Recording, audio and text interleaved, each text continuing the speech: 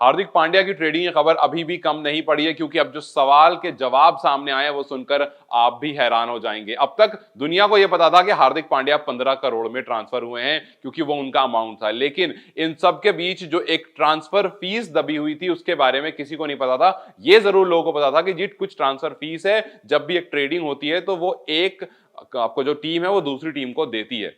लेकिन मुंबई इंडियंस ने आखिर कितना अमाउंट पे करा था गुजरात टाइटंस को, जो गुजरात टाइटंस ने अपना कप्तान छोड़ दिया। गुजरात टाइटंस ने उस कप्तान को छोड़ दिया जिसने एक बार आपको ट्रॉफी जिताई, जिसने आपको एक बार फाइनल में लेकर गए, और वो अमाउंट अब सामने आया है।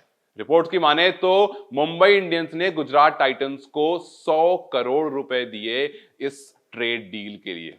जी हाँ, ये एक बहुत बड़ा, बहुत मैसिव अमाउंट है, और ये अमाउंट जो है ये पर्स वैल्यू से नहीं जाता है, ये एक टीम दूसरी टीम को देती है।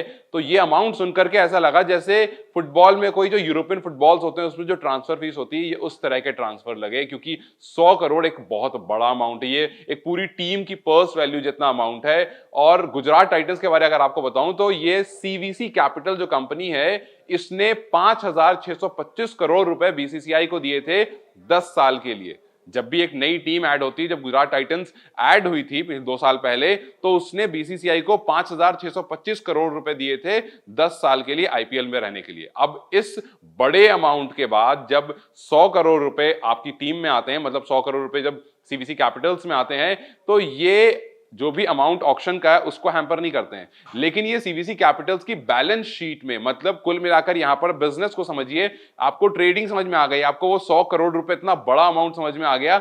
लेकिन इससे फायदा क्या? इससे ऑब्वियसली बात है 100 करोड़ तो फायदा तो होगा ही, मतलब इतने बड़ा अमाउंट है। लेकिन इससे असल जो फायदा होगा वो सीवीसी कैपिटल्स को होगा, जो कंपनी ओन करती है गुजरात टाइटंस को, क्योंकि जो उनकी बैलेंस शीट होगी at the end of financial year, वहां पर वो 100 करोड़ जो उनके पास आए हैं वो हेल्प करेगी उनको, ये बैलेंस शीट दिखाने में वो हेल्प करेगी।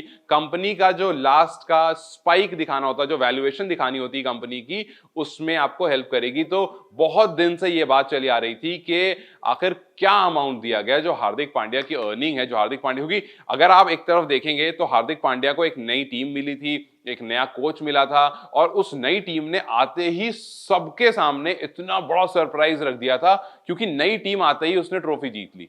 अब ट्रॉफी जीतने के बाद और उस टीम में मोहम्मद शमी, शुभमन गिल, हार्दिक पांड्या और बड़े बड़े नाम, डेविड मिलर, बड़े बड़े नाम थे। और जब दूसरी बार वो टीम आई तो फिर वैसे ही परफॉर्मेंस, और लग रहा था ये टीम अनबीटेबल है, और हार्दिक पांड्या का नाम बहुत ज्यादा हो रहा था, और इसी परफॉर्मेंस की वजह से आप टीम इंडिया में उन्हें बतौर कप्तान भी देख रहे थे। लेकिन इतनी सारी अचीवमेंट के बाद आखिर हार्दिक पांड्या दूसरी टीम में जाते हैं, जहां से जरूर उन्होंने स्टार्ट करा, 2015 से उन्होंने मुंबई इंडियंस में स्टार्ट करा था। लेकिन अगर आप नॉर्मल स्टेट में आकर के सोचेंगे कि यार हार्दिक यहां भी कप्तान थे, हार्दिक ने ट्रॉफी लिफ्ट करी, अपने दम पर उनका नाम हुआ, हालांकि नेहरा साथ में थे उनके, और नेहरा की भी काफी बात की जा रही है, लेकिन हर तरफ आप हार्दिक पांड्या, हार्दिक पांड्या, हार्दिक पांड्या, पिछले 2 साल में उनकी जितनी फैन फॉलोइंग बढ़ी थी वो सब मुंबई इंडियंस में रह करके नहीं बढ़ी थी। लेकिन अब मुंबई में वापस आना और कप्तान, ठीक है, वो वाली तो कंट्रोवर्सी एक अलग है कि आप आ जाते हो वापस, रोहित शर्मा की कप्तानी हट जाती है, आप कप्तान बन जाते हो, उसको लेकर के तो फैन बहुत नाराज हैं। उसको लेकर के हार्दिक पांड्या, ये जो हार्दिक पांड्या का ट्रेड है, इसमें सबसे ज्यादा वो कंट्रोवर्सी में रहे हैं कि आखिर क्यों ही, क्या ही जरूरत है, और अगर आप आए भी तो आप 1 साल बाद कप्तान बन जाते हैं, बिकॉज रोहित शर्मा अभी